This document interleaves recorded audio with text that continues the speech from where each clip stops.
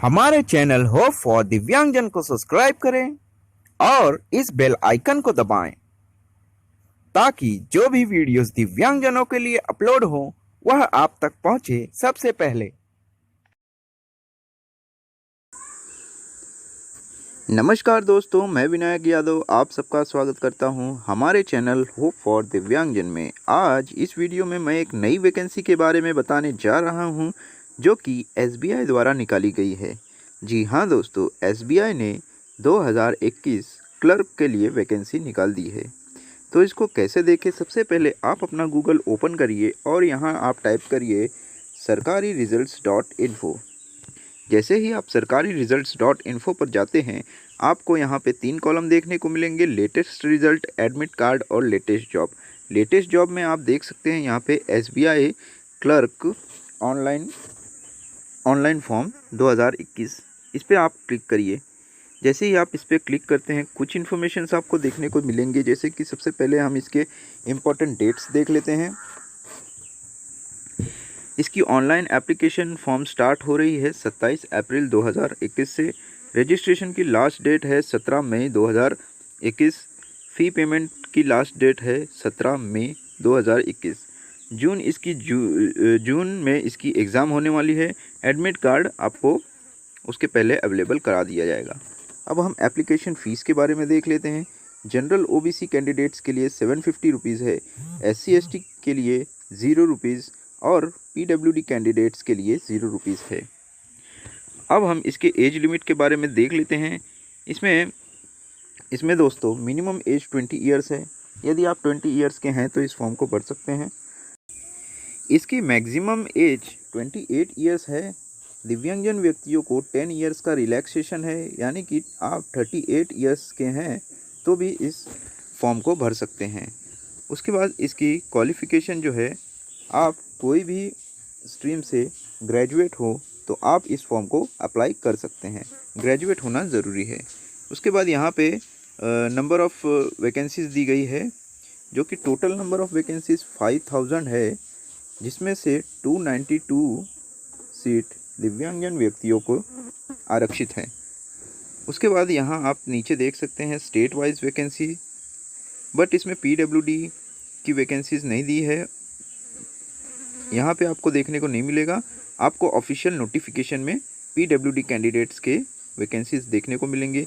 तो यहाँ पे आप नीचे जाएंगे तो आपको यहाँ पे डाउनलोड नोटिफिकेशन है, इस पर क्लिक करके आपको डाउनलोड करना होगा नोटिफिकेशन, उसको क्लियरली पढ़ना होगा।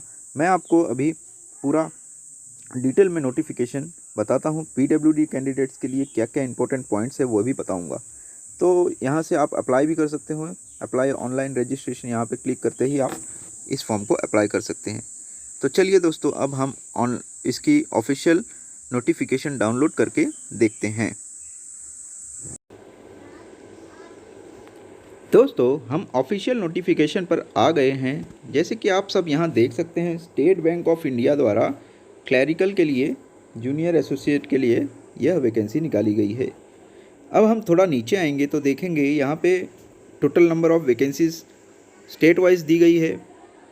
दोस्तों, यहाँ पे पीडब्ल्यूडी कैंडिडेट्स के लिए यहाँ पे वैकेंसीज़ यहाँ पे देख सकते हैं आप। पीडब्ल्यूडी कैंडिडेट्स कैटेगरी वाइज दी गई है। LD category, locomotor disability, visually impaired, HI category और डी एंड ई कैटेगरी वाले व्यक्तियों का यहाँ पे टोटल नंबर ऑफ़ वैकेंसीज़ दी गई है।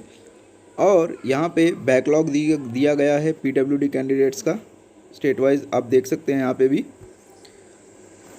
उसके बाद दोस्तों नीचे आएंगे तो आपको टोटल नंबर ऑफ़ वैकेंसीज़ देखने को मिल जाएंगी। यहाँ पे आप देख सकते हैं एलडी कैटेगरी के लिए 59 वैकेंसी है, वीआई के लिए 49 है, एचआई के लिए 49 और डी एंड ई कैटेगरी के लिए 39 वैकेंसीज़ है। बैकलॉग में एलडी कैटेगरी के लिए 4 वैकेंसीज़ है, वीआई के लिए 2 है और एचआई कैटेगरी के लिए सबसे ज़्यादा है 75 बैकलॉग वैकेंसीज़ है और डी एंड ई कैटेगरी में 15 वैकेंसीज़ है। टोटल बैकलॉग वैकेंसीज़ 96 है। तो दोस्तों टोटल मिला के 292 वैकेंसीज़ जो है पूरा पीडब्ल्यूडी कैंडिडेट्स के लिए हैं। थोड़ा नीचे आएंगे तो यहाँ पे इम्पोर्टेंट नोट दिया गया है, इसको पढ़ना बहुत ज़रूरी है।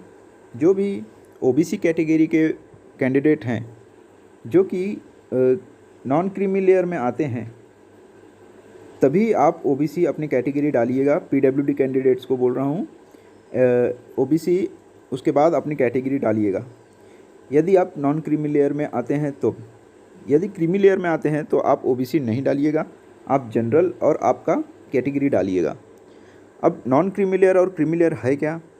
नॉन क्रीमी लेयर जो 8 लाख का इनकम होता है, 8 लाख के नीचे अगर होगा फैमिली इनकम, तो आप नॉन क्रीमी लेयर में आते हैं। अगर 8 लाख के ऊपर होगा तो आप क्रीमी लेयर में आते हैं, ओबीसी का फ़ायदा नहीं ले सकते। इसको ध्यान रहे। आप यदि क्रीमी लेयर में आ रहे हैं तो सिर्फ अपनी पीडब्ल्यूडी कैटेगरी डालिएगा, एलडी, वीआई, एचआई या डी&ई में, आप जिसमें भी हो। उसके बाद दोस्तों नीचे आएंगे तो यहाँ पे एज लिमिट, जैसे कि आप सबको बता ही दिया हूँ। एज लिमिट में मैंने आपको 10 ईयर का रिलैक्सेशन बताया था, पीडब्ल्यूडी कैंडिडेट्स को मिलता है, जो कि जनरल कैंडिडेट्स के लिए है। यदि आप पीडब्ल्यूडी हैं और एससी और एसटी कैंडिडेट हैं तो आपको 15 साल का रिलैक्सेशन दिया जाता है। यदि आप पीडब्ल्यूडी प्लस ओबीसी हैं तो 13 साल का रिलैक्सेशन दिया जाता है। अब थोड़ा नीचे आएंगे, यहाँ नेक्स्ट में आएंगे, यहाँ पे एसेंशियल क्वालिफ़िकेशन दिया गया है। आपको बता दिया हूँ एसेंशियल क्वालिफ़िकेशन आपको ग्रेजुएट होना ज़रूरी है। उसके बाद दोस्तों थोड़ा नीचे आएंगे तो यहाँ पे पीडब्ल्यूडी का रिजर्वेशन दिया गया है। यहाँ पे दिया गया है 4% रिजर्वेशन पीडब्ल्यूडी कैंडिडेट्स के लिए दिया गया है। उसके बाद दोस्तों कौन से कैटेगरी वाले व्यक्ति इस फॉर्म को भर सकते हैं? सबसे पहला है लोकोमोटर डिसेबिलिटी। लोकोमोटर डिसेबिलिटी, जो भी हड्डियों से प्रॉब्लम होती है वह लोकोमोटर डिसेबिलिटी में आते हैं। और भी आते हैं cerebral palsy, leprosy cured, dwarfism, muscular dystrophy और एसिड अटैक विक्टिम भी इसके अंदर आते हैं।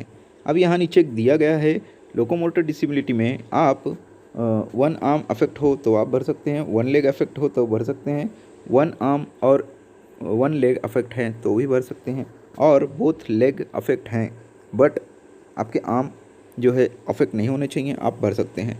उसके बाद यहाँ दोस्तों सभी कैटेगरी का डिस्क्रिप्शन दिया है। लेप्रोसी क्योर क्या होता है, सेरिब्रल पैल्सी क्या होता है, और उसके बाद डॉर्फिज्म, मस्कुलर डिस्ट्रोफी, उसके बाद एसिड अटैक विक्टिम, यह सब कैटेगरी लोकोमोटर डिसेबिलिटी में आती हैं। उसके बाद बी कैटेगरी जो है विजुअली इम्पेयर्ड, इसमें दो सेक्शन होते हैं, ब्लाइंडनेस और लो विजन। ब्लाइंडनेस यानी कि टोटल ब्लाइंड जो होते हैं वो ब्लाइंडनेस, और लो विजन जिनकी देखने की क्षमता कम होती है। यहाँ पे दिया गया है नॉट एक्सीडिंग 6/18 और लेस देन 20/60। उसके बाद दोस्तों यहाँ पे हियरिंग इम्पेयर्ड आता है। हियरिंग इम्पेयर्ड में भी 2 आते हैं, डेफ जो कि 70 dB hearing loss in speech होगा, और hard of hearing 60 dB to 70 dB loss of hearing होना चाहिए। उसके बाद डी&ई कैटेगरी में कौन से व्यक्ति आते हैं, यहाँ पे दिया गया है specific learning disability, mental illness, autism और मल्टीपल डिसेबिलिटी, यानी कि आप एलडी, वीआई या एचआई 2 से 3 1 से अधिक डिसेबिलिटी हैं तो आप मल्टीपल डिसेबिलिटी में आते हैं। उसके बाद दोस्तों यहाँ दिया गया है नोट, पीडब्ल्यूडी कैंडिडेट्स की जो परसेंटेज है वो 40% के नीचे नहीं होनी चाहिए। 40% या 40% के ऊपर आपका परसेंटेज है डिसेबिलिटी का तो आप इस फॉर्म को भर सकते हैं डिसेबिलिटी कैटेगरी में। अब यहाँ पे स्क्राइब के बारे में दिया गया है, जो व्यक्ति स्क्राइब यूज़ करना चाहते हैं उनके लिए दिया गया है, और जिनको एक्स्ट्रा टाइम चाहिए उनके लिए कुछ इंपॉर्टेंट पॉइंट दी गए हैं। तो सबसे पहले हम देख लेते हैं, यहाँ पे दिया गया है जो भी कैंडिडेट्स स्क्राइब यूज़ करना चाहते हैं वह ऑनलाइन फॉर्म एप्लीकेशन जब भरेंगे तब उसमें आपको मेंशन करना होगा, तभी ही आपको स्क्राइब मिलेगा, और एक्स्ट्रा टाइम के लिए भी तभी आपको मिलेगा जब आप मेंशन करते हैं। बोथ स्क्राइब और कैंडिडेट को एक सूटेबल अंडरटेकिंग एक फॉर्म दिया जाएगा, उस पर स्क्राइब का पासपोर्ट साइज़ फ़ोटो लगेगा एग्ज़ामिनेशन के टाइम। उसके बाद यहाँ पे 20 मिनट एक्स्ट्रा दिया जाएगा जो भी व्यक्ति स्क्राइब यूज़ कर रहे हैं। दोस्तों मैं बताना भूल गया, स्क्राइब कौन यूज़ कर सकते हैं। स्क्राइब ब्लाइंड कैंडिडेट यूज़ कर सकते हैं, और जिनका राइटिंग हैंड अफेक्टेड है जिससे उनकी स्पीड स्लो है वह व्यक्ति स्क्राइब यूज़ कर सकते हैं। अब डी पॉइंट दिया गया है दोस्तों, स्क्राइब जो है वह एसबीआई द्वारा या एसबीआई द्वारा नहीं दिया जाएगा, आपको अपना खुद स्क्राइब अरेंज करना होगा। उसके बाद दोस्तों यहाँ पे दिया गया है, यदि आप स्क्राइब के लिए नॉट एलिजिबल है, आप फिर भी स्क्राइब लेकर जाते हैं तो आपको आगे डिस्क्वालीफाई कर दिया जाएगा। उसके बाद दिया गया है कि यदि आप मेंशन गाइडलाइन को नहीं फॉलो करते तो आपका कैंडिडेचर भी आपका रद्द कर दिया जाएगा। तो दोस्तों ये देख लेना, आप स्क्राइब यूज़ करते हैं तभी आप स्क्राइब लेके जाना। उसके बाद दोस्तों नेक्स्ट हम देख लेते हैं यहाँ पे इम्पोर्टेंट पॉइंट्स जो है, यहाँ पे सिलेक्शन प्रोसेस का बारे में देख लेते हैं। इसमें 2 एग्ज़ाम्स होगी, प्रीलिम्स और एक मेंस। प्रीलिम्स में तीन सब्जेक्ट आएंगे, इंग्लिश, मैथ्स और रीजनिंग, जो कि 100 मार्क्स के होंगे, 100 क्वेश्चन और 1 आवर का टाइम दिया जाएगा। सेक्शनल टाइम है, इंग्लिश के 20 मिनट्स, मैथ्स के लिए 20 मिनट्स और रीजनिंग के लिए 20 मिनट्स। दिव्यांगजन व्यक्तियों को 1 आवर पे 20 मिनट एक्स्ट्रा दिया जाता है यदि आप एक्स्ट्रा टाइम लिए हो तो। उसके बाद दोस्तों मेंस में आपको जीआई, जनरल अवेयरनेस और फाइनेंशियल अवेयरनेस 50 क्वेश्चन 50 मार्क्स के आएंगे, 35 मिनट्स। उसके बाद जनरल इंग्लिश 40 क्वेश्चन 40 मार्क्स के, क्वांट जो है 50 क्वेश्चन 50 मार्क्स के, और रीजनिंग और कंप्यूटर एप्टीट्यूड जो है 50 क्वेश्चन 60 मार्क्स के, यानी कि टोटल मार्क्स आपके 200 होंगे और 190 क्वेश्चन हो गए। 2 आवर 40 मिनट्स आपको दिया जाएगा। दिव्यांगजन व्यक्तियों को पर आवर 20 मिनट एक्स्ट्रा दिया जाता है, जो व्यक्ति एक्स्ट्रा टाइम लिए होंगे। उसके बाद दोस्तों नीचे आप यहाँ पे दिया गया है test of specified opt local language, यानी कि आप देख लीजिएगा, यदि आप जो भी स्टेट से अप्लाई कर रहे हैं वहाँ की जो लोकल लैंग्वेज है उसमें उसका अगर आपने स्कूल के टाइम अगर वो लैंग्वेज आपके सब्जेक्ट रही होगी तो आपको कोई लैंग्वेज टेस्ट नहीं देना पड़ेगा। यदि आपके स्कूल टाइम में वो लैंग्वेज नहीं है तो आपको सिलेक्शन के बाद मेंस अगर क्वालिफाई होते हैं उसके बाद आपको जब डॉक्यूमेंटेशन आप कराने जाएंगे उसके पहले आपका एक लैंग्वेज टेस्ट होगा, तब उसके बाद आप क्वालिफाई होंगे तब आपको जॉब दिया जाएगा। तो ध्यान रहे जो भी स्टेट से भर रहे हैं वहाँ की लोकल लैंग्वेज आपको आनी चाहिए। उसके बाद दोस्तों यहाँ पे देखेंगे हम और कोई इम्पोर्टेंट पॉइंट्स छूट तो नहीं रहा। थोड़ा नीचे आएंगे तो आपको यहाँ पे देखने को मिलेगा एप्लीकेशन फ़ीस के बारे में, जैसे कि आपको बता ही दिया हूँ। पीडब्ल्यूडी कैंडिडेट्स के लिए 1 भी रुपये नहीं है, 0 रुपीज़ है, आप इस फॉर्म को फ्री में भर सकते हैं। और जनरल ओबीसी ईडब्ल्यूएस के जो भी कैंडिडेट हैं उनको 750 रुपीज़ देना होगा। उसके बाद यहाँ पे जनरल इन्फॉर्मेशन दिया गया है, हाउ टू अप्लाई दिया गया है, यह सब आप देख लीजिएगा। उसके बाद दोस्तों नीचे आएंगे तो यहाँ पे हमारी नोटिफिकेशन ऑफिशियल ख़त्म होती है। तो जो भी इम्पोर्टेंट पॉइंट पीडब्ल्यूडी कैंडिडेट्स के लिए थी दोस्तों मैंने बता दिया हूँ। अब आप इस फॉर्म को 27 अप्रैल 2021 से भर सकते हैं और इसकी लास्ट डेट जो है 17 मई 2021 है। तो आप इस फॉर्म को जल्द से जल्द अप्लाई कर दीजिएगा। तो दोस्तों आशा करता हूँ आपको पूरा वीडियो समझ आया होगा। जो भी कुछ समझाना हो आप कमेंट बॉक्स में आप टाइप कर दीजिए, मैं आपको उसका जवाब दे दूँगा। तो दोस्तों आज का वीडियो यहीं समाप्त करता हूँ। धन्यवाद, आपका दिन शुभ हो।